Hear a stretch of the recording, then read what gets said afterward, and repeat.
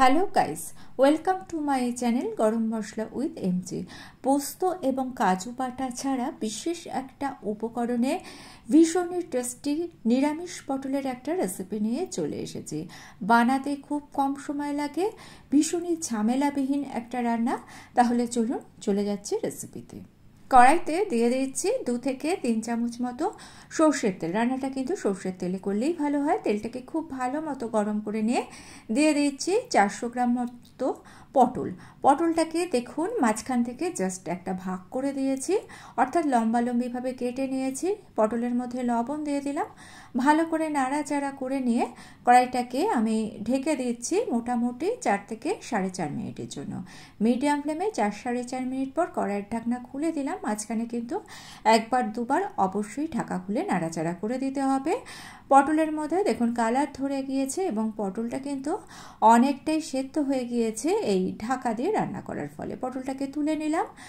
অবশিষ্ট যে তেলটুকু আছে তার মধ্যে দিয়ে দিলাম আলু। 3টে মিডিয়াম সাইজের আলুকে একইভাবে লম্বালম্বিভাবে কেটে নিয়েছি।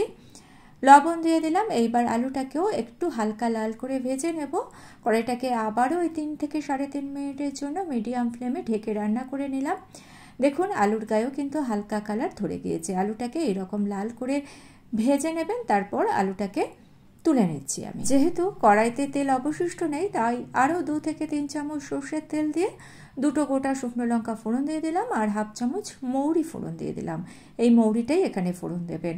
1 চামচ গ্রেট করা আদা দিয়ে দিলাম, আদা বাটাও দিতে পারেন।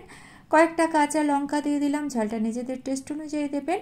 সামান্য একটু জল দিয়ে দিলাম যাতে আদাটা পুড়ে না যায়। 2 থেকে 2.5 মিনিট মতো মিডিয়াম ফ্লেমে আদাটাকে কষে নিচ্ছে। এর ফলে আদাটার কাঁচা গন্ধ চলে যাবে। আর অন্যদিকে অন্য একটা কড়াইতে আমি 2 চামচ মৌরিকে শুকনো খোলায় একটু ভেজে তুলে নিয়ে এটাকে গুঁড়ো করে রেখে দিয়েছিলাম আগে থেকেই।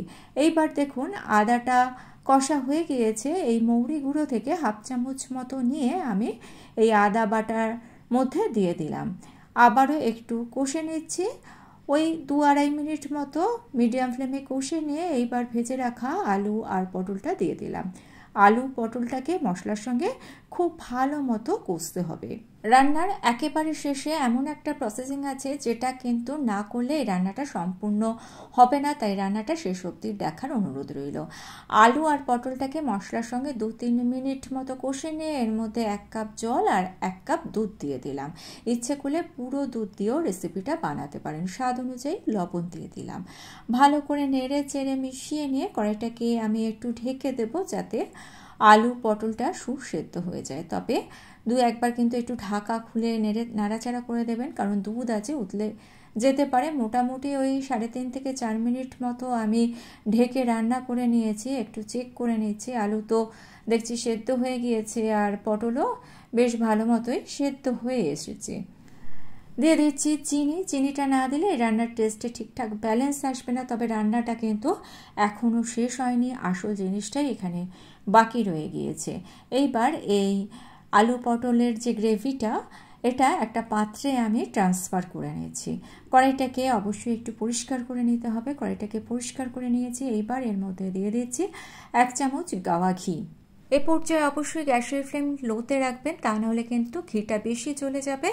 এইবার এর মধ্যে দিয়ে দিয়েছি 4টে ছোট এলাচ। এলাচগুলোকে একটু ক্রাশ করে দিয়েছি, এর ফলে এলাচের ফ্লেভারটা সুন্দর আসবে। আর যে মৌরি গুঁড়োটা আগে থেকে করা ছিল সেই মৌরি গুঁড়োটা দিয়ে দিয়েছি। গ্যাসের ফ্লেম এবার অফ করে দিয়েছি। ভালো করে নাড়াচাড়া করে সমস্ত কিছুকে মিশিয়ে নিয়ে তরকারিটা আমি এর মধ্যে দিয়ে দিলাম।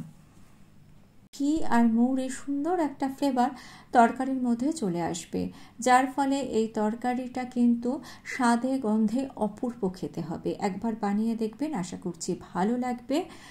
মৌরি পটল আমাদের মোটামুটি রেডি হয়ে গিয়েছে। কড়াইটাকে ঢেকে 5 মিনিট রেখে দিয়েছিলাম। 5 মিনিট পর ফিরে এলাম। দেখুন আমাদের মৌরি পটল পরিবেশনের জন্য একেবারে রেডি। ভিডিওটা ভালো লেগে থাকলে চ্যানেলটা সাবস্ক্রাইব করে নিয়ে পাশে থাকা বেল আইকনটা প্রেস করে দিয়ে অল অপশানটা ক্লিক করে দেবেন, তাহলে যখনই নতুন কোনো ভিডিও আপলোড করব তার নোটিফিকেশন আপনাদের কাছে পৌঁছে যাবে। Thanks for watching.